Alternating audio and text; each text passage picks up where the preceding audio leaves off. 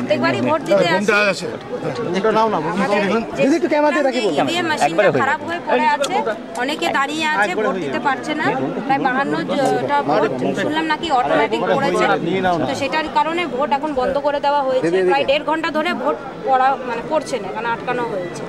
আমরা সঙ্গে সঙ্গে এসে ডিএম সাহেবকে জানালাম, উনি বললেন যে ইমিডিয়েটলি আমি লোক পাঠাচ্ছি, কিন্তু 1.5 ঘন্টা হয়ে গেছে এখনো কেউ আসেনি।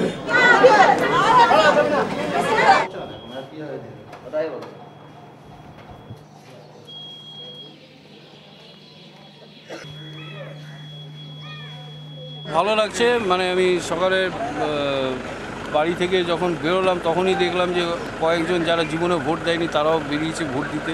জীবনে ভোট দেয়নি বলবো না, কিন্তু দীর্ঘদিন ভোট দেয়নি তারাও বেরিয়েছে এবং তারা হাত নাড়তে নাড়তে যাচ্ছে। তো আমার ভালো লাগলো, এই দৃশ্যটা বেশ ভালো লাগলো। আজকে তো সারাদিন ঘুরবো, হরিশ্চন্দ্রপুর, চাঁচল, তারপরে গাজল, ভালুকা, রতুয়া, সমস্ত জায়গায় আমাকে যেতে হবে। এইসব পাবে না,